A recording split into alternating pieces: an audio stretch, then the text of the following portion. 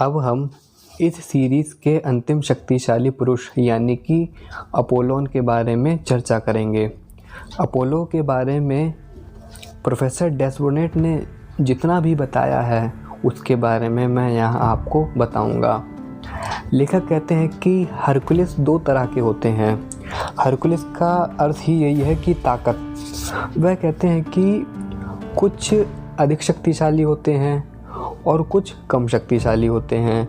जो अधिक शक्तिशाली होते हैं उनमें से कई व्यक्ति ऐसे होते हैं जिनको ताकत विरासत में प्राप्त हुई होती है और कुछ ऐसे होते हैं जिनको ताकत विरासत में प्राप्त हो गई होती है और उस ताकत में यदि वह थोड़ा सा प्रयास और करें, व्यायाम करें और भी जो शक्तिशाली बल प्रदर्शन है उसको यदि वह करें तो फिर उनकी जो ताकत है वह अतुलित हो जाती है।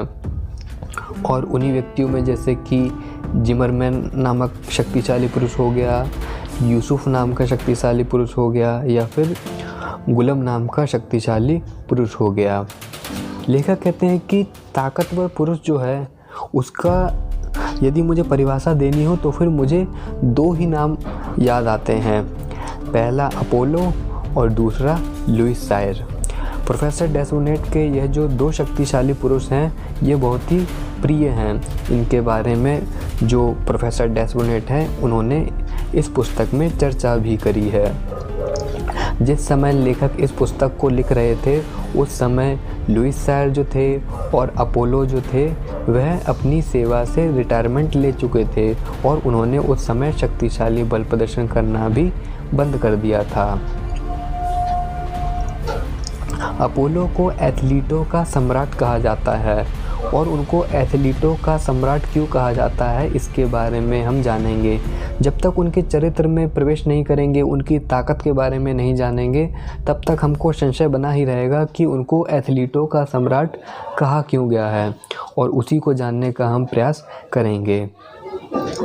लेखक कहते हैं कि 1889 की बात है जिस समय वह लिली में रह रहे थे और लिली में एक सड़क पर उन्होंने रथ यात्रा को जाते हुए देखा और वह जो रथ यात्रा थी उस पे एक बहुत बड़ा पोस्टर लटका हुआ था और उस रथ के अंदर भारी डंबल रखे हुए थे और ध्वजा भी रखी हुई थी और एक जो शानदार जो पोस्टर था जो लाल कपड़ों में लिपटा हुआ एक एथलीट का था और वह जो एथलीट था वह अपोलो था। यह वही अपोलो था जो प्रोफेसर डेस्बोनेट का सबसे प्रिय एथलीट था और उस एथलीट के कदमों में एक शेर का चित्र बना हुआ था जो उस एथलीट को ताकत का प्रतीक बता रहा था। इस रथ यात्रा से लेखक को समझ में आ गया कि यह अपोलो की आगमन की घोषणा है और वह समझ गए थे कि वह फ्लैंडर्स की राजधानी में पहली बार अपना शक्तिशाली बल प्रदर्शन दिखाने वाले हैं। तो फिर लेखक ने फ्लैंडर्स की राजधानी में जा कर के अपोलो का यह जो शक्तिशाली बल प्रदर्शन था इसको उन्होंने अपनी आंखों से देखा और उन्होंने जो देखा उसके बारे में वह बताते हैं। वह कहते हैं कि जो अपोलो थे वह मंच पर आकर अनेक शक्तिशाली बल प्रदर्शन किया करते थे और उन शक्तिशाली बल प्रदर्शनों में एक प्रदर्शन ऐसा होता था जिसमें जो अपोलो था वह एक सलाखों की जो पूरी इमारत जो होती थी उस इमारत के पीछे बंधे हुए होते थे और उस जंजीरों को तोड़ करके उन सलाखों को उनको अपने भुजबल से मोड़ करके बाहर आना होता था। तो इस तरह का शक्तिशाली जो बल प्रदर्शन था वह लोगों के सामने करके दिखाया करते थे।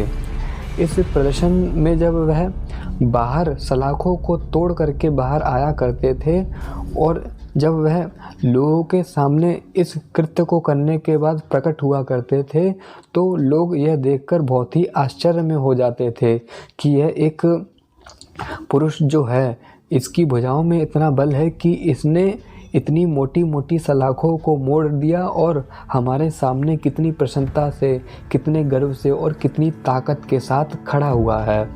जब अपोलो इस प्रदर्शन को करने के बाद बाहर आते थे तो फिर उनके जो काले घुंघराले बाल जो होते थे, उनकी जो भूरी आंखें होती थी, उनकी जो बलिष्ठ भुजाएं होती थी और उनका जो एक सुंदर वेशभूषा होता था, वह लोगों पर एक अलग ही प्रभाव डालता था। इस प्रदर्शन के बारे में संक्षिप्त में बताया गया है जो मैंने यहाँ आपको बताया। आगे इस प्रदर्शन के बारे में ही एक विशेष घटना का जिक्र लेखक ने किया है जिसके बारे में मैं आपको आगे बताऊंगा। इस प्रदर्शन के बाद लेखक कहते हैं कि अपोलो और भी शक्तिशाली बल प्रदर्शन किया करते थे, जैसे कि वह 20 किलो का वज़न अपने हाथ में लिया करते थे और उस हाथ को हवा में फैला करके कुछ समय तक उस हाथ को उस वज़न सहित होल्ड भी किया करते थे। 20 किलो के वज़न के साथ स्टंट को करने के बाद वह इसी स्टंट को 50 किलो के वज़न के साथ भी दोहराया करते थे और 50 किलो का वज़न हाथों में लेकर के उसको सामने की तरफ खड़ा कर दिया करते थे और उसको अपने कंधे के पीछे ले जा करके अनेक तरह के प्रदर्शन भी करके दिखाया करते थे। वह एक और शक्तिशाली बल प्रदर्शन किया करते थे जिसमें वह एक ऊंची कुर्सी पर खड़े हो जाया करते थे और उस कुर्सी पर खड़े हो जाने के बाद वह अपने सीधे पैर में 50 किलो का वज़न बांध लिया करते थे और दोनों हाथों में 20-20 किलो का वज़न और बांध दिया करते थे और वह अपने उल्टे पैर से खड़े होकर के सीधे पैर को, जिसमें उन्होंने 50 किलो के वज़न को बांध रखा होता था, उस पैर को वह हवा में लटका दिया करते थे और इस पोजीशन में वह तब तक रहते थे जब तक उनका जो सीधा पैर जो है, उस पैर में जो 50 किलो का जो वज़न उन्होंने बांध रखा है वह ज़मीन से टच ना हो जाए। उनकी भाषा में इस शक्तिशाली बल प्रदर्शन को रोमन टेबल कहा जाता था। इस प्रदर्शन के बारे में मैंने आपको जो बताया है वह यहाँ इस चित्र में दिखाया गया है। इसी के आधार पर जो लेखक जो थे उन्होंने इस शक्तिशाली बल प्रदर्शन को बताया है। अनेक शक्तिशाली बल प्रदर्शनों में एक प्रदर्शन ऐसा भी होता था जिसमें वह 80 किलो के आयताकार जो वजन होता है उस वजन को वह अपनी बाँह फैला करके रोकने का प्रयास किया करते थे। इस प्रदर्शन को आप इस चित्र के माध्यम से समझ सकते हो कि उन्होंने यह जो वज़न जो अपने हाथों में संभाल रखा है अपनी बाहों को फैला करके, यह वज़न जो है यह 80 किलो का वज़न है। 80 किलो के वज़न से वह इस तरह का शक्तिशाली बल प्रदर्शन किया करते थे और इस तरह का शक्तिशाली बल प्रदर्शन करना हर किसी एथलीट के बस की नहीं थी। इसीलिए लेखक जो है वह अपोलो को एथलीट का राजा कहते हैं। एथलीट का सम्राट उनको इसीलिए कहा जाता है कि उन्होंने ऐसे ऐसे शक्तिशाली बल प्रदर्शन करके दिखाए जो कोई एथलीट करने की सोच भी नहीं सकता था।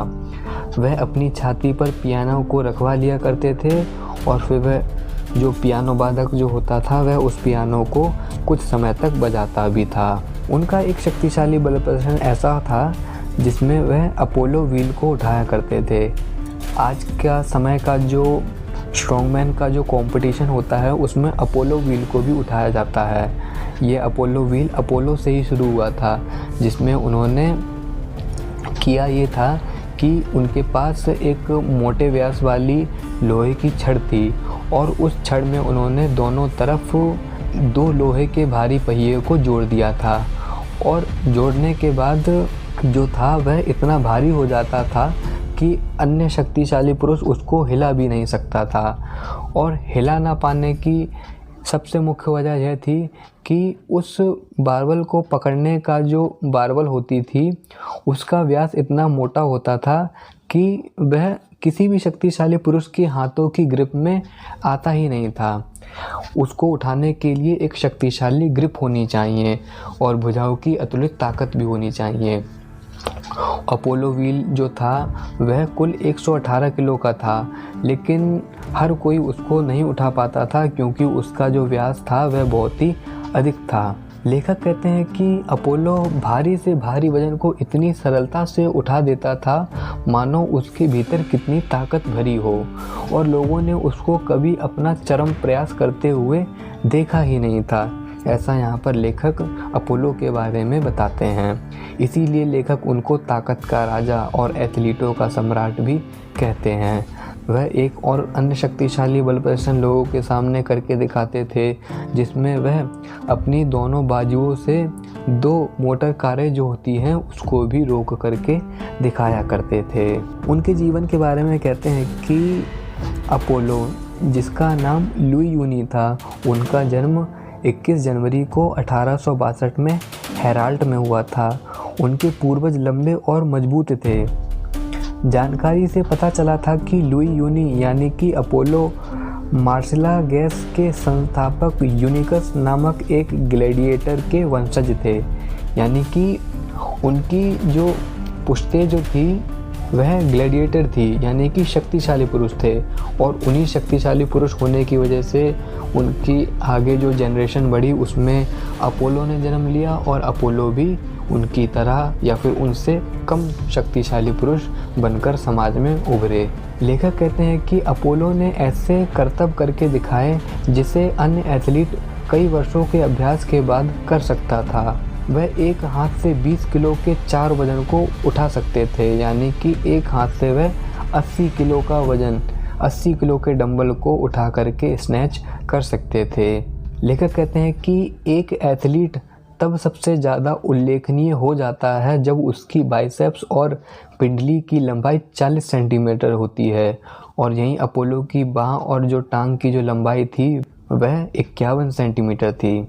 अपोलो एक इतना विशाल और शक्तिशाली पुरुष था कि उसके सामने जो अन्य जो शक्तिशाली पुरुष थे वह छोटे और चपटे नज़र आते थे, ऐसा प्रोफेसर डेस्बोनेट का कहना है। दिसंबर 1896 की बात है जब लिली नामक स्थान पर जो प्रोफेसर डेस्बोनेट का जो शारीरिक संस्कृति का जो स्कूल था वहाँ पर अपोलो आए थे, और उन्होंने अपने दाहिने हाथ से ही 160 lbs का जो वज़न था उसको उन्होंने उठाकर भी दिखाया था।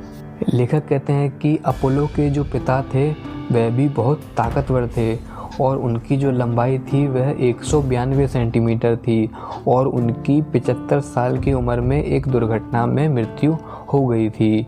उनकी मां भी अत्यंत शक्तिशाली थी, जिनकी मृत्यु 85 वर्ष की आयु में हो गई थी। अपोलो की जो हाइट थी वह 184 सेंटीमीटर थी। जब अपोलो 14 साल के थे तो फिर उन्होंने अपने घर को छोड़ करके वह एक इतालवी जो सर्कस जो था उसमें शामिल हो गए थे, क्योंकि वह शक्तिशाली बनना चाहते थे। और जिस सर्कस में वह शामिल हुए थे उस सर्कस का नाम कैरामैग्ने नामक सर्कस था। माता पिता की इच्छा के बावजूद भी उन्होंने खुद को एथलीट बनना स्वीकार किया। अपोलो ने फेलिक्स बर्नार्ड और पिएत्रो डालमासो के साथ काम किया, और यह जो 2 व्यक्ति थे यह अपोलो को कुश्ती सिखाना चाहते थे, एक कुश्ती का खिलाड़ी बनाना चाहते थे। लेकिन अपोलो का स्वभाव जो था वह आक्रामक नहीं था, लड़ाकू नहीं था, वह कोई एक अच्छा रेसलर नहीं बनना चाहते थे, बल्कि वह वेट ट्रेनिंग करना चाहते थे। वह एक ऐसा शक्तिशाली पुरुष बनना चाहते थे जिसमें वह भारी से भारी वजन को उठाएं। तो जब उनके साथी फेलिक्स बर्नार्ड और पिएत्रो डालमासो को यह बात पता चली, अपोलो ने यह बात बताई कि मैं एक रेसलर नहीं बल्कि एक स्ट्रॉन्गमैन बनना चाहता हूँ, तब जाकर उन्होंने उसी क्षेत्र में जाकर के अभ्यास करना शुरू भी कर दिया था। लेखक कहते हैं कि जो व्यक्ति शक्तिशाली बल प्रदर्शन करने वाला होता है उसके साथ हमेशा सब कुछ अच्छा ही नहीं होता है। उसने जीवन में ऐसे समय भी देखा होता है जिस समय वह रात को बिना खाए भी सोता था, और अपोलो भी उनमें से एक थे जिसमें उनको कई बार रात को भूखा भी सोना पड़ा था। पैसे के अभाव में और जगह के अभाव में उनको ऐसे दिन भी देखने पड़े। लेखक कहते हैं कि अपोलो एक ऐसे शक्तिशाली पुरुष थे कि वह जिस भी पुरुष को वजन उठाते हुए देखते थे वह फिर उस वज़न को उससे ज़्यादा उठाने का प्रयास करते थे। यदि कोई व्यक्ति 50 किलो का वज़न उठा रहा है तो फिर अपोलो 60 किलो का वज़न उठाने का प्रयास करते थे। कोई भी एथलीट ऐसा नहीं था जो उन्हें अपनी ताकत की तरफ से उनको उकसा पाया हो, यानी कि कोई एथलीट ऐसा था ही नहीं जो फेस टू फेस उनको एक कंपटीशन के लिए ललकार सके या फिर उसको ऐसा कह सके कि मैं 80 किलो का वज़न उठा सकता हूँ, क्या तुम 85 किलो या फिर 90 किलो का वज़न उठा सकते हो। अपोलो की ताकत ही ऐसी थी कि अन्य एथलीट की जो ताकत थी वह अपोलो की ताकत से नीचे ही थी। कोई भी एथलीट अपोलो से अधिक वज़न उठा ही नहीं पाता था। इसीलिए लेखक को यहाँ कहना पड़ा कि किसी की भी ताकत ऐसी नहीं थी जो अपोलो को उकसा सके अधिक से अधिक वज़न उठाने के लिए। यह तो अपोलो ही थे जिन्होंने खुद प्रयास करा अधिक वज़न उठाने का। उनका जो साथी था पिएत्रो, उन्होंने 77 किलो के डंबल को उठाने में अपोलो की बहुत ट्रेनिंग कराई और वह उस ट्रेनिंग के दौरान किया यह करते थे कि जो 77 किलो का जो डंबल था उसको वह अपोलो के पैर से 10 सेंटीमीटर की दूरी पर रखते थे और फिर वह अपोलो को उसको उठाने के लिए बोला करते थे।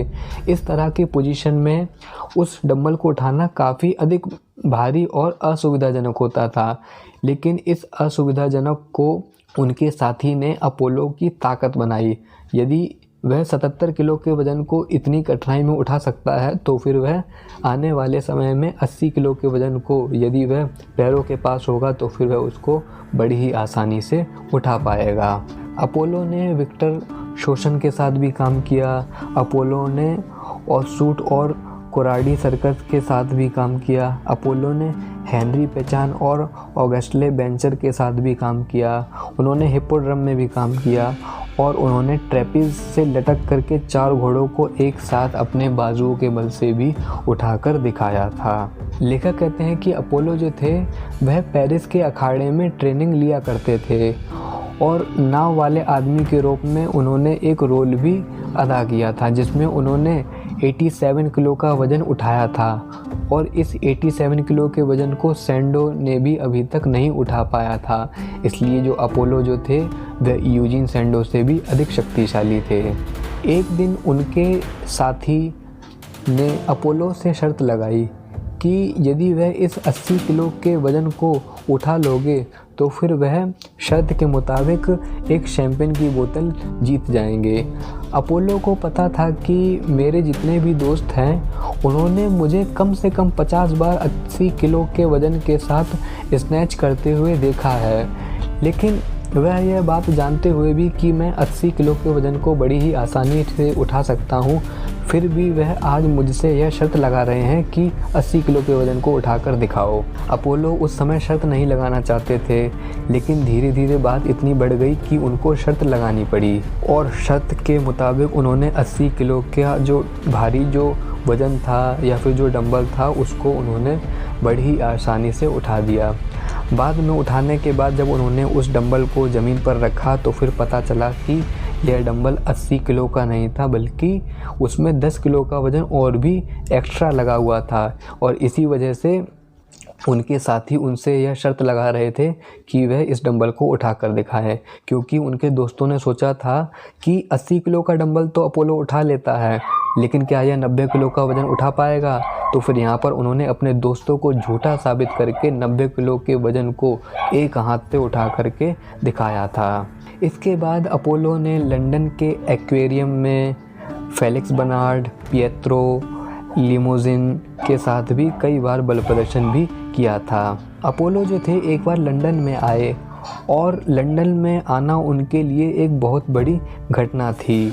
अंग्रेज़ों ने अपोलो जैसे शक्तिशाली विशालकाय पुरुष को कभी भी नहीं देखा था। लेखक कहते हैं कि अपोलो में जो चीज़ सबसे अधिक प्रशंसनीय रही है वह यह है कि उनके व्यवहार की जो सादगी है वह सादगी सारे लोगों का जो मन है वह मोह लेती है। कभी भी विलक्षणता या फिर बनावटी पोज उन्होंने किया ही नहीं। एथलीट ने कभी भी अपनी छाती को जनता के सामने फुला कर नहीं दिखाया और ना ही कभी अपना बाइसेप्स ही फ्लेक्स किया। अपोलो अपने आप में संतुष्ट थे। उनकी शरीर की जो भी काया थी, उनकी छाती का जो भी परिमाप था, उसको लेकर उन्होंने कभी भी लोगों के सामने अहंकार नहीं किया और ना ही कभी लोगों को यह दिखाने का प्रयास करा कि देखो मेरी छाती का परिमाप कितना अधिक है, देखो मेरी भुजाओं का परिमाप कितना अधिक है। वह एक सादगीपूर्ण व्यक्ति थे। उन्होंने अपने बल प्रदर्शन के दौरान बाद में खूब पैसा कमाया। लेखक कहते हैं कि दोनों हाथों वाले बार का यूज़ करके अपोलो ने सबसे ज़्यादा वज़न जो था वह 384 पाउंड उठाया था। लेखक आगे कहते हैं कि अपोलो के ताकतवर होने का कारण यह था कि यह हमेशा अपने मांसपेशियों के साथ काम करता था। मांसपेशियों के साथ काम करने का मतलब यही है कि निरंतर ट्रेनिंग। सीधी सी बात है कि ट्रेनिंग करोगे तो फिर मांसपेशियों को काम करना पड़ेगा और मांसपेशियों को जितना अधिक काम करना पड़ेगा वह उतनी ही अधिक ताकतवर बनेंगी और यही उनकी ताकत का राज था। लेखक कहते हैं कि तंत्रिका आवेग को अत्यधिक व्यय से मांसपेशियां मजबूत होती हैं। इस सूत्र को समझने का प्रयास कीजिए कि लेखक कहते हैं कि तंत्रिका आवेगों के अधिक व्यय से मांसपेशियां मजबूत होती हैं, यानी कि आप अपनी मसल्स की, अपनी सेल्स की एनर्जी को जितना ज़्यादा यूज़ करोगे उसकी प्रोडक्टिविटी और ज़्यादा बढ़ेगी। आपकी मसल्स यदि 40 किलो का वज़न उठा रही हैं, लेकिन यदि आप प्रैक्टिस करते रहोगे, विल पावर का यूज़ करते रहोगे, तो फिर वह 45 भी उठाएंगी, 50 भी उठाएंगी और 80 भी उठाएंगी और वह 120 भी उठाएंगी। यही तो है तंत्रिका आवेगों का। जितना आप यूज़ करोगे, जितना आप उसका यूज़ करते जाओगे, मांसपेशियां उतनी ही अधिक मजबूत बनती जाएंगी। लेखक कहते हैं कि यदि तंत्रिका थक गई तो फिर 20वीं बार जो वजन है वह आप नहीं उठा पाओगे। वह यहाँ समझाने का प्रयास यह करते हैं कि यदि आप 50 किलो के डंबल को आप ओवरहेड प्रेस करते हो तो फिर आपने 4 बार 50 किलो के डंबल से ओवरहेड प्रेस कर लिया। पहली बार करा तो फिर आपकी तंत्रिका थोड़ी थक गई, फिर दूसरी बार करा तो और थक गई, फिर तीसरी बार करा और थक गई, चौथी बार करा और थक गई। तो जितनी बार क्रिया दोहराई जाएगी उतनी बार जो तंत्रिका आवेग है वह धीरे धीरे व्यय होती जाएगी, उसकी एनर्जी व्यय होती जाएगी। तो लेखक यही कहते हैं कि हमको प्रैक्टिस के द्वारा तंत्रिका आवेग की इतनी क्षमता को बढ़ा देना होता है कि वह 50 बार भी यदि 50 किलो के वज़न को उठा रही है तो फिर उसके भीतर क्षमता बनी रहे, क्योंकि उसने अपनी तंत्रिका आवेग के व्यय की वजह से उस स्थिति को प्राप्त कर लिया है कि वह 50 किलो के वज़न के साथ वह 50 बार ओवरहेड प्रेस कर सकता है। यह सारी बात जो है वह प्रैक्टिस पर डिपेंड करती है, मेहनत पर डिपेंड करती है कि हम व्यायाम में जितनी ज़्यादा मांसपेशियों को थकाएंगे उनकी क्षमता उतनी अधिक बढ़ जाती है। यदि व्यायाम में हम 2 मिनट की दंड कर रहे हैं और वहाँ पर अतुलित ताकत लगा रहे हैं और इसी दौरान यदि हम कुछ समय के बाद 2.5 मिनट की यदि हम दंड लगा रहे हैं और वहाँ भी अतुलित ताकत लगा रहे हैं तो फिर हमारी जो ताकत है वह पहले की तुलना में बढ़ी हुई होती है। भले ही हमें महसूस ना हो, लेकिन हमारा जो मस्कुलर जो सिस्टम है, हमारी मांसपेशियों की क्षमता है, इसमें कुछ % वृद्धि अवश्य ही हुई होती है। इसलिए व्यायाम जो निरंतर करेगा, विल पावर का जो प्रयोग करेगा, उसकी ताकत में वृद्धि होगी ही होगी। लेखक कहते हैं कि अपोलो हर दूसरे दिन पहले की तुलना में ज़्यादा वजन उठा लिया करते हैं। वह कहते हैं कि 172 पाउंड का जो डंबल होता है वह उस डंबल को किसी भी समय उठा सकते थे और वह भी बिना थके।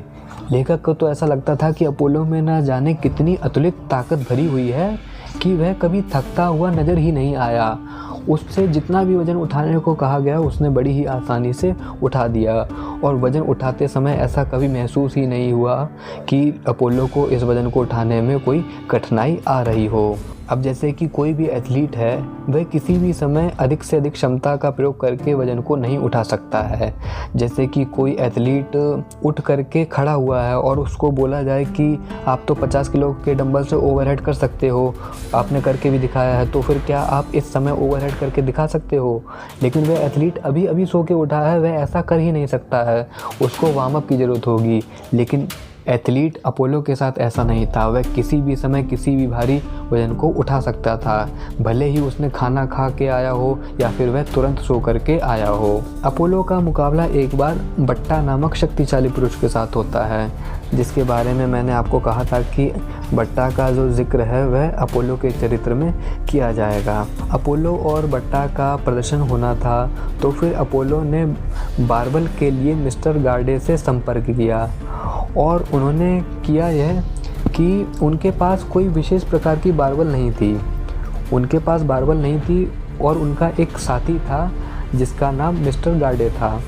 तो मिस्टर गार्डे के साथ संपर्क में आने के बाद उन्होंने बारबल जैसा ही एक उपकरण बनवा लिया था, जिसका वजन 118 किलो था और जो था दो लोहे के पहियों को आपस में जोड़ करके बनाया गया था। लेखक कहते हैं कि यह जो गार्डे के संपर्क में आकर अपोलो ने जो उपकरण बनवाया था, यही जो उपकरण था यह अपोलो व्हील के नाम से प्रसिद्ध हुआ।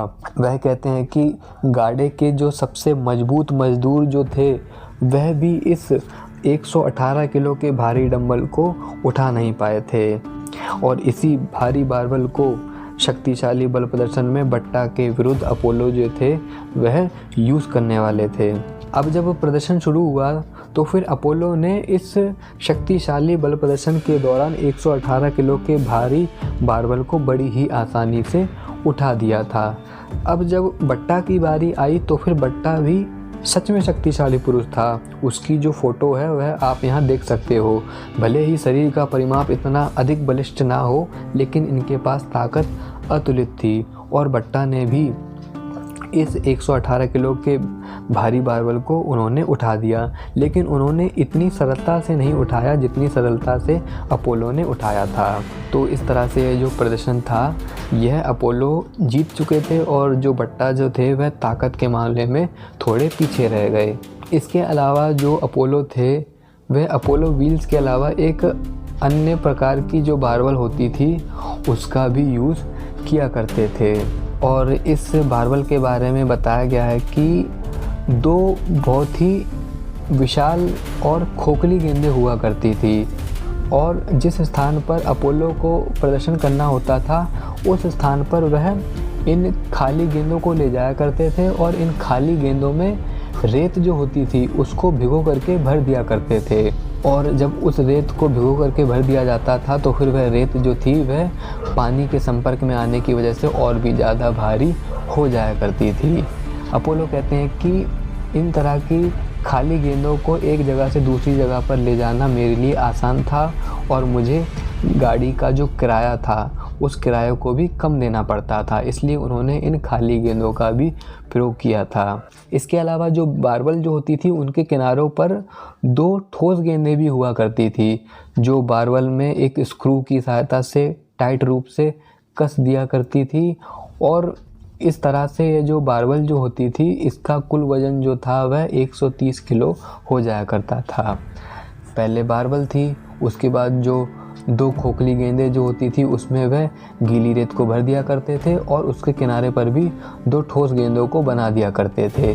इस तरह से कुल वज़न 130 किलो हो जाया करता था। वह कहते हैं कि मंच पर बहुत ही कम लोग होते थे जो 96 केजी के बारबल को उठा पाते थे। लेखक भी जो थे वह 96 किलो के बारबल को नहीं उठा पाए थे। यह एक विशेष प्रकार का बारबल था जिसका व्यास अधिक होने की वजह से हर कोई शक्तिशाली पुरुष नहीं उठा सकता था। जब 96 किलो के बारबल को उठाना कठिन है तो सोचो 130 किलो के बारबल को उठाना या फिर 118 किलो के अपोलो व्हील को उठाना कितना अधिक कठिन रहा होगा। एक स्थान की बात है कि जो अपोलो थे वह लिली नामक स्थान पर बल प्रदर्शन कर रहे थे और इस प्रदर्शन को देखने के लिए रासो परिवार, ये जो रासो परिवार है यह एक उपाधि है और इस उपाधि में 2 से लेकर के 3 अत्यंत शक्तिशाली पुरुष थे, यानी कि 3 शक्तिशाली पुरुष मिलकर के एक रासो की उपाधि नामक जो नाम था उसको चला रहे थे। तो फिर ये जो रासो था यह शक्तिशाली पुरुष का समूह था जिसमें 3 या 2 शक्तिशाली पुरुष होते थे। तो फिर अपोलो लिली नामक स्थान पर शक्तिशाली बल प्रदर्शन कर रहे थे, तो फिर रासो जो परिवार था उसने अपोलो को कभी भी शक्तिशाली बल प्रदर्शन करते हुए फेस टू फेस नहीं देखा था। तो फिर उनके पास भी मौका था कि वह अपोलो से लिली में जाकर मिले और उनके शक्तिशाली बल प्रदर्शन को भी देखे। एक तरह से यह एक कंपटीशन होने वाला था अपोलो और रासो के बीच में। सारी दुनिया जानती थी कि जो रासो है वह अत्यंत शक्तिशाली पुरुष है, उनके भीतर जो 3 पुरुष हैं वह अत्यंत शक्तिशाली हैं। पत्नी को यह बात पता चली कि तुम्हारे शो में रासो आने वाला है और जो रासो है वह बहुत ही ताकतवर एथलीट है और वह चाहता है कि तुमको वह हरा दे। यानी कि पत्नी अपने पति अपोलो से कहती है कि तुमको प्रदर्शन के दौरान इतना भारी वजन उठाना होगा कि रासो उस वजन को उठा ही ना पाए, तो इस तरह से तुम्हारी जीत हो पाएगी, वरना जो रासो है वह शक्तिशाली बल प्रदर्शन में आपको हरा देगा। अब रासो में जो थे वह कुछ शक्तिशाली पुरुष शामिल थे, जैसे कि गॉडफ्राई नॉर्डमैन जो अपोलो से भी अधिक विशाल था। पत्नी ने समझाया कि तुम सच में इस शक्तिशाली पुरुष को हरा सकते हो।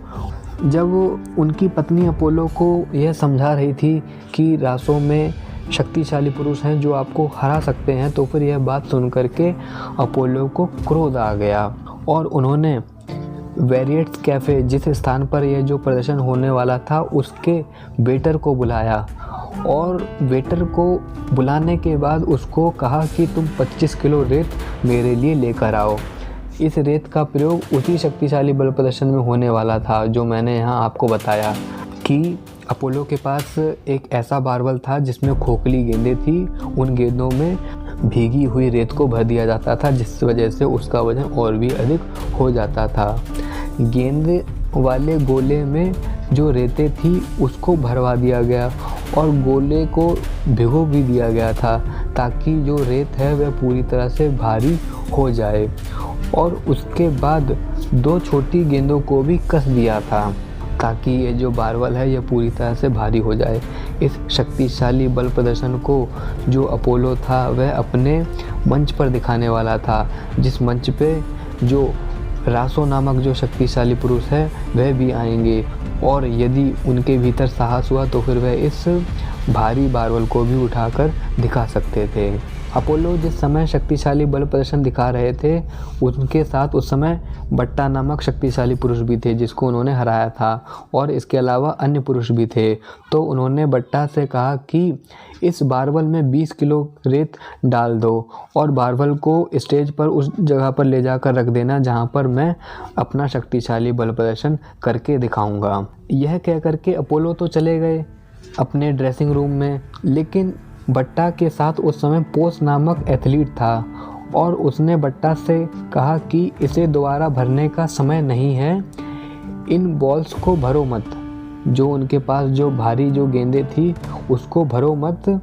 इसके अलावा जो भारी हुई गेंदें हैं, पहले से ही जो भरी हुई गेंदें हैं, उनको इस बारबल में लगा दो। इससे वजन ज़्यादा हो जाएगा और ज़्यादा वजन होने की वजह से शायद अपोलो इस वजन को उठा ही ना पाए।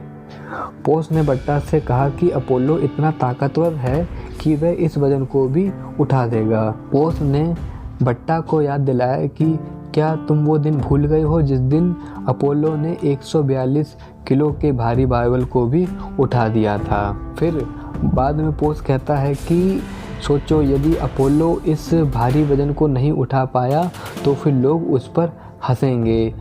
एक तरह से जो पोस नामक जो शक्तिशाली पुरुष था और जो बट्टा नामक शक्तिशाली पुरुष था वह अपोलो से जलते थे, और पोस ने ही बट्टा को यह सुझाव दिया कि तुम इन गेंदों को इसमें मत लगाओ, बल्कि इसके अलावा तुम भारी गेंदों को इसमें लगा दो। और भारी गेंदों को लगा देने के बाद जब इस वजन को अपोलो उठाएगा और सब लोगों के सामने उठाने का प्रयास करेगा तो फिर वह इस वजन को उठा ही नहीं पाएगा, और जब इस वजन को नहीं उठा पाएगा तो फिर हम उसको देखकर मन ही मन हंसेंगे। तो फिर ऐसा ही किया गया। बट्टा ने उन खाली गेंदों की जगह उससे ज़्यादा भारी भरी हुई गेंदों को उस बारबल में लगा दिया और 25 किलो रेत और 40 किलो ठोस गेंद को भी उसमें लगा दिया। कुल मिलाकर के उस समय बारबल का वजन 153 किलो हो गया था।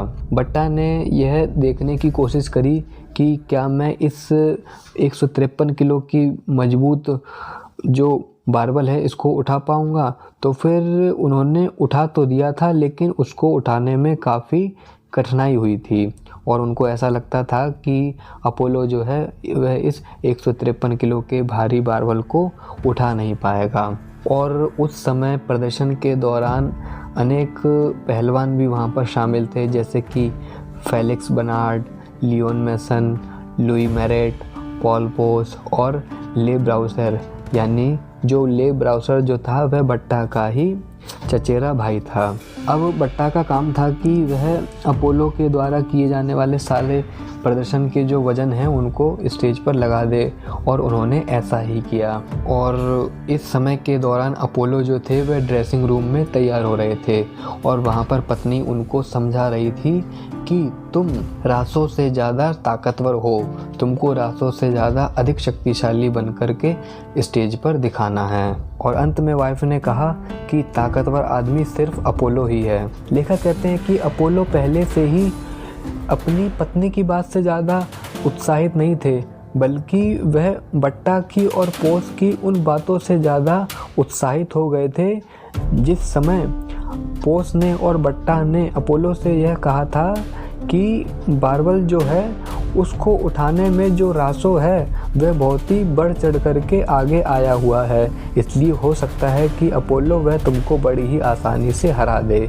इसी बात से गुस्सा होकर के अपोलो पहले से ही बहुत ज़्यादा उत्साहित था और उसने मन बना लिया था कि स्टेज पर जाकर के वह उस भारी बारबल को उठा देगा जिसको रासो उठा ही नहीं पाएंगे। अपोलो आखिरकार स्टेज पर आए और उनकी नज़रें जो थी वह पहली पंक्ति में बैठे हुए 3 रासों पर पड़ी। अपोलो ने अनाउंसमेंट करी कि जो भी शक्तिशाली पुरुष मेरे इस प्रदर्शन को दोहरा देगा मैं उसको 1000 फ्रैंक नकद दूंगा। ऐसा अनाउंसमेंट करने के बाद अपोलो ने शक्तिशाली बल प्रदर्शन शुरू किए। उन्होंने एक हाथ से 85 किलो का जो डंबल था उसको उन्होंने उठा दिया। अब इसके बाद उन्होंने सीधे और उल्टे हाथ से जो 85 किलो का जो डंबल था उसको अलग अलग करतबों से, अलग अलग तरकीबों से लोगों के सामने उठा करके दिखाया। यह सारा जो बल प्रदर्शन था वह तीनों रासों देख रहे थे, लेकिन इस समय तक कोई भी उठ करके खड़ा नहीं हुआ जो यह कह सके कि मैं तुम्हारे इस प्रदर्शन को दोहरा कर दिखाता हूँ। फिर उन्होंने 85 किलो के वज़न को छोड़ करके 183 पाउंड का जो डंबल था उससे कुछ शक्तिशाली बल प्रदर्शन करके दिखाए, और ऐसा शक्तिशाली बल प्रदर्शन देखकर लोगों ने बहुत सारी तालियां बजाई। फिर उन्होंने 80 किलो का आयताकार का जो वज़न था उस वज़न से शक्तिशाली बल प्रदर्शन करके दिखाए, और उन्होंने 80 किलो के वज़न से ही एक हाथ से दूसरे हाथ में उसको उछाला।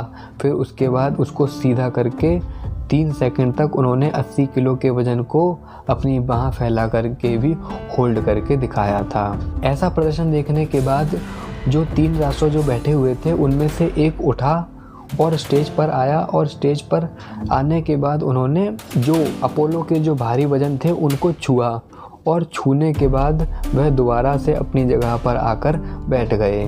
बट्टा घोषणा करता है कि 135 किलो के बारबल को जो भी उठा लेगा उसको अपोलो 100 फ्रैंक नकद देंगे।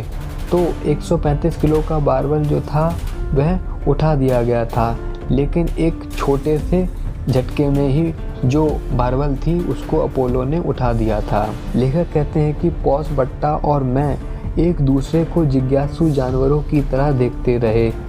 तब समझ में आया कि हम अपोलो की ताकत को कभी भी जान ही नहीं पाएंगे, क्योंकि उस प्रदर्शन के दौरान अपोलो निरंतर शक्तिशाली बल प्रदर्शन करते जा रहे थे, और लेखक देखकर इस बात का अनुमान लगा ही नहीं पा रहे थे कि आखिर में इस ताकतवर पुरुष की जो ताकत है वह कितने चरम पर है। इस प्रदर्शन को देखने के बाद रासो आया, उसने बड़ी मुश्किल से वह ज़मीन से ऊपर उठा पाया था उस वज़न को, और उस वज़न को वह घुटनों तक लेकर ही आ पाया था कि वह जो भारी जो वज़न था वह उसके हाथों से फिसल गया।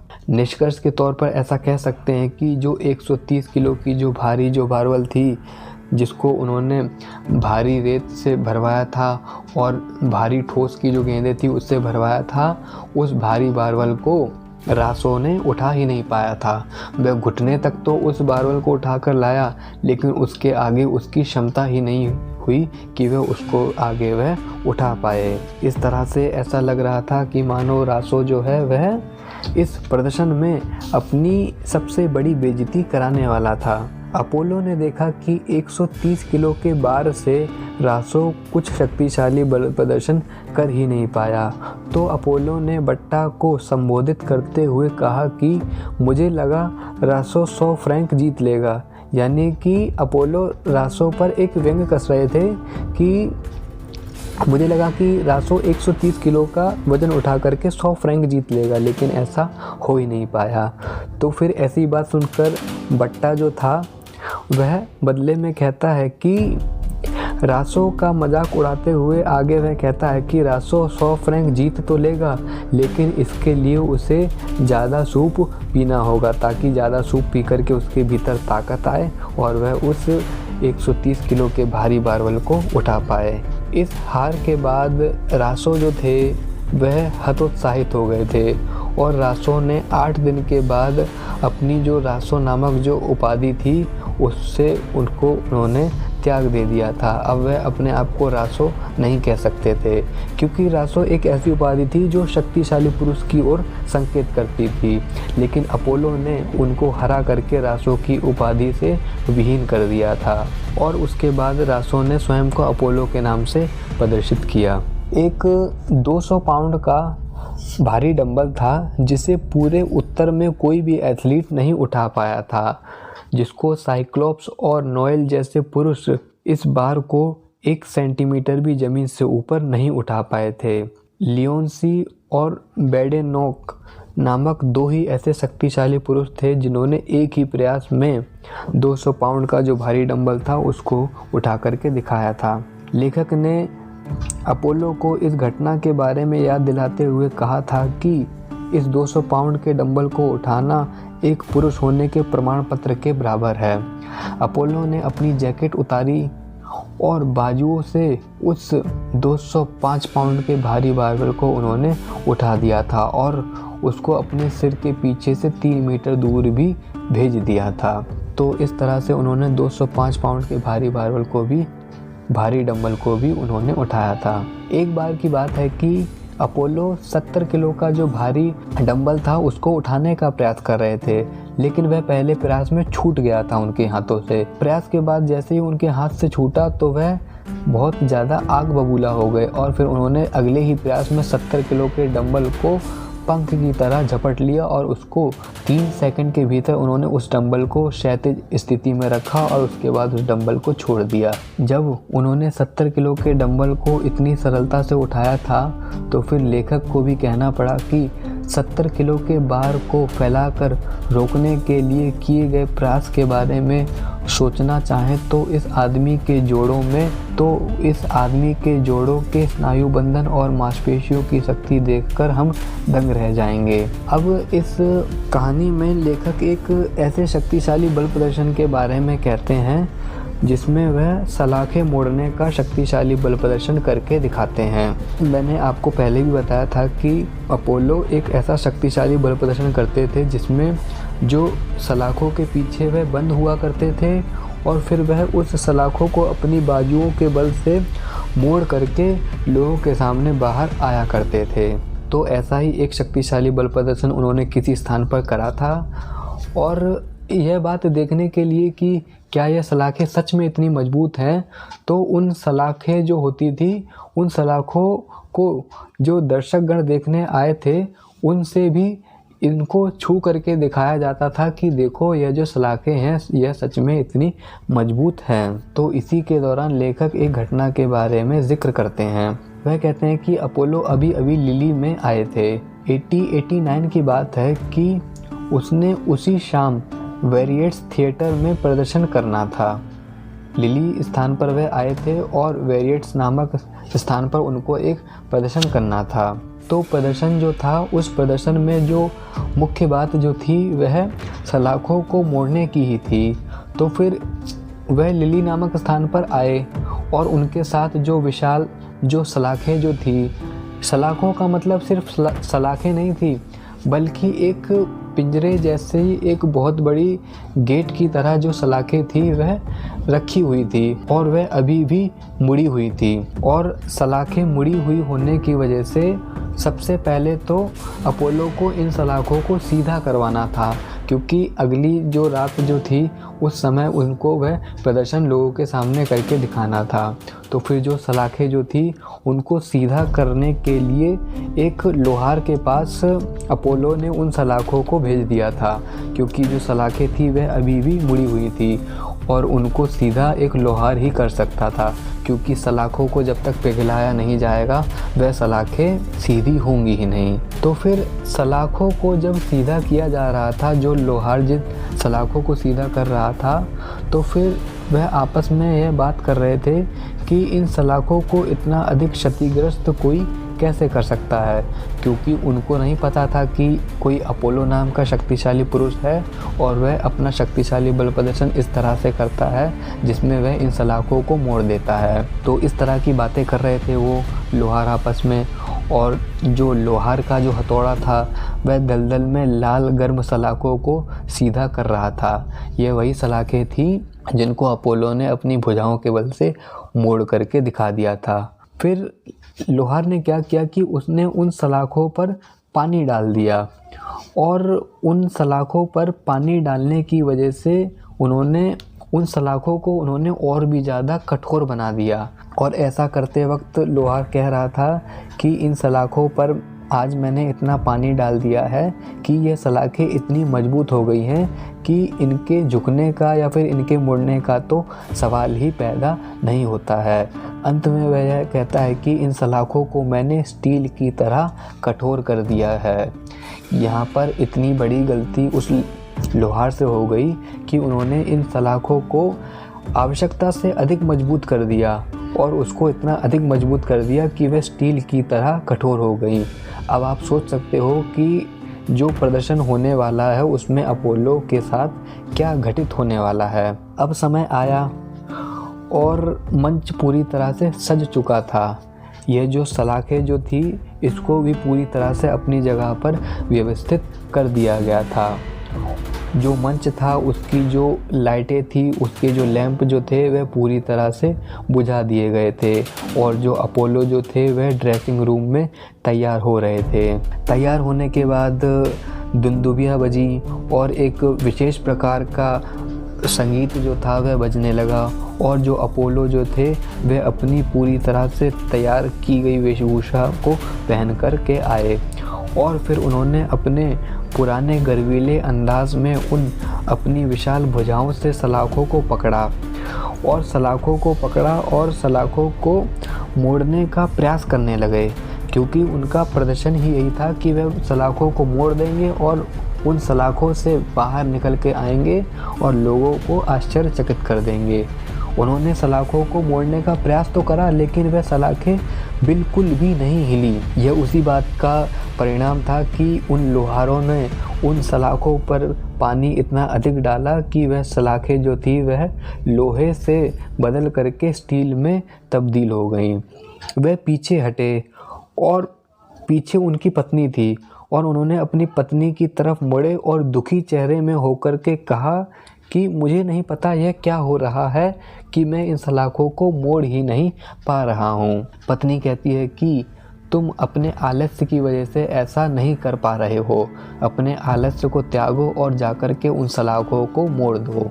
वह दोबारा उन सलाखों के पास गए और फिर से उन्होंने सलाखों पर हावी हो गए और हावी होने के बाद उन्होंने खूब प्रयास करा सलाखों को मोड़ने का।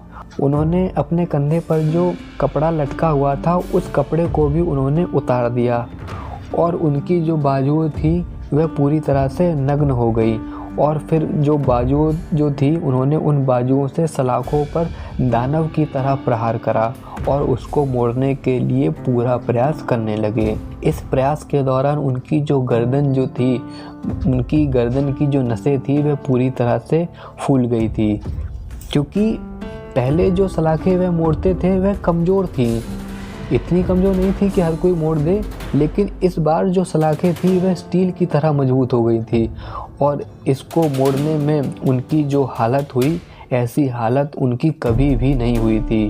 इस प्रदर्शन के दौरान लेखक ने देखा कि आज इस शक्तिशाली पुरुष ने अपनी चरम सीमा पार कर दी है अपनी ताकत को लगाने में। जिस समय वह इस सलाखों को मोड़ रहे थे उस समय वह बहुत ही ज़्यादा भयानक नज़र आ रहे थे।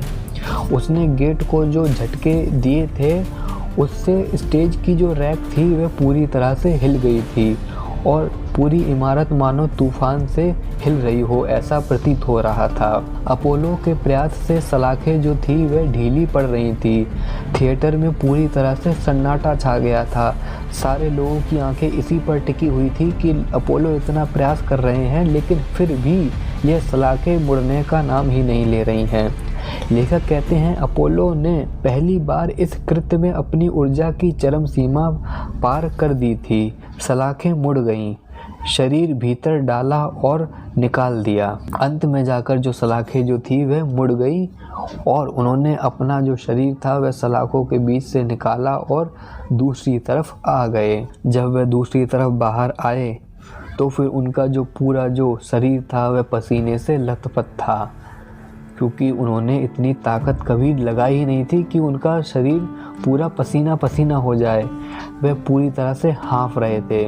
उनकी चौड़ी छाती किसी भट्टी की धोखनी की तरह ऊपर नीचे हो रही थी। सोचो उन्होंने कितना अधिक प्रयास करा होगा जो उनके शरीर की ऐसी स्थिति हो गई। पूरी तरह से हाँफ रहे हैं, पूरे शरीर से पसीना निकल रहा है और उनकी जो छाती है, छाती अंदर बाहर हो रही है मानो जैसे किसी भट्टी की धौंकनी ऊपर नीचे हो रही हो। उसकी सांसें कमरे के पीछे तक सुनाई दे रही थी, क्योंकि उन्होंने इतनी ताकत लगाई, इतना प्रयास करा कि उनकी जो सांस जो थी वह पूरी तरह से फूल गई और वह रेलिंग के किनारे आकर खड़े हो गए थे। थोड़ा लड़खड़ाते हुए थे और उनकी जो आंखें थी वह पूरी तरह से लाल हो गई थी। इसके बाद उन्होंने आगे के शक्तिशाली बल प्रदर्शन करने का प्रयास करा, जैसे कि डंबल उठाने का प्रयास या फिर बारबल उठाने का प्रयास, लेकिन पहले ही प्रयास में वह हार गए। वह डंबल को उठा ही नहीं पाए, वह बारबल को उठा ही नहीं पाए। 160 lbs वजन को उठाने की उन्होंने कोशिश की, लेकिन वह उस समय चूक गए, क्योंकि वह सलाखों को मोड़ने में ही इतने व्यस्त हो गए। उन्होंने अपनी पूरी ऊर्जा गंवा डाली कि वह आगे के शक्तिशाली बल प्रदर्शन कर ही नहीं पाए। फिर वह दर्शकों की ओर आगे बढ़े और उन्होंने कहा कि मुझे क्षमा कर दे, मैं इस समय अच्छा महसूस नहीं कर रहा हूँ।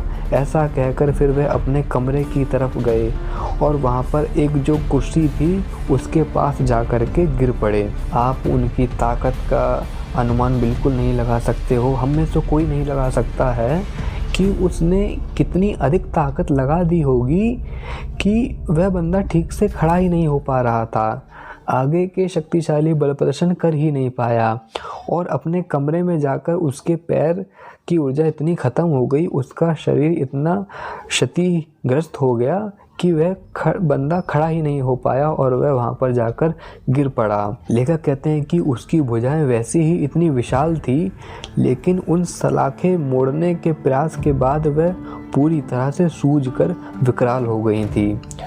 इस बात पर ज़रा गौर करो कि उनकी भुजाएं इतनी विशाल थी, लेकिन उन्होंने अपने प्रयास से इतनी ताकत लगाई कि उनकी जो भुजाएं थी उनकी मांसपेशियां सूज गईं, उसी समय सूज गई। सोचो कितना अधिक प्रयास कर दिया होगा उन्होंने इतना अधिक प्रयास करा कि उनका जो पूरा शरीर था वह पसीने से तरबतर हो गया और उनकी जो सांस थी वह किसी धोखनी की भट्टी की तरह चलने लगी और वह इतने थक गए कि वह अपने आप को संभाल ही नहीं पाए और उनकी जो हाथों की जो भुजाएं थी वह पूरी तरह से सूज गई थी।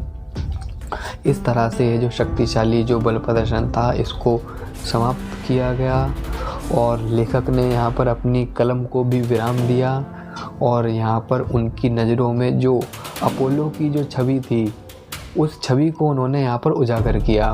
और उनके इस विस्तृत चरित्र से हम समझ सकते हैं कि सारे शक्तिशाली पुरुष में अपोलो को प्रोफेसर डेस्मोनेट इतना अधिक महत्व क्यों देते हैं। वह इतना अधिक महत्व इसीलिए देते हैं क्योंकि वह सच में सारे एथलीटों के सम्राट हैं। उनकी ताकत अवर्णनीय है। लेखक को कहना पड़ा कि विशालकाय अपोलो द्वारा किए गए जितने भी शक्तिशाली बल प्रदर्शन हैं, उनको लिखने के लिए यदि मैं बैठूं तो फिर 500 पेजों की किताब भी मेरे लिए छोटी पड़ जाएगी। तो इस तरह से लेखक ने अपोलो का विस्तृत तो नहीं कह सकते, संक्षिप्त कह सकते हैं, क्योंकि वह यहाँ खुद कह सकते हैं कि उनके जीवन चरित्र को लिखने के लिए 500 पेजों की किताब भी छोटी पड़ जाएगी। और यहाँ पर लेखक अपनी कलम को विराम देते हैं। इसके बाद लेखक ने लुईस सायर के चरित्र का वर्णन किया है, लेकिन मैं उनके बारे में नहीं बताऊंगा क्योंकि वहाँ पर संक्षिप्त में बताया गया है और मैंने विस्तृत में लुईस सायर की चर्चा उनकी सीरीज़ में कर दी है। यदि लुईस सायर के बारे में कोई पुरुष जानना चाहता है तो फिर लुईस सायर की सीरीज़ जाकर देख सकता है। और यह मेरी इस सीरीज़ की अंतिम वीडियो है जो अपोलो के इस विस्तृत जीवन चरित्र पर जा कर के समाप्त होती है। अब हम कोई और सीरीज़ बनाने का प्रयास करेंगे। हमारे भाइयों की जो डिमांड आ रही है, उनके जो कमेंट आ रहे हैं, उस कमेंट के आधार पर मैं उस वीडियो को बनाने का प्रयास करूँगा। तब तक के लिए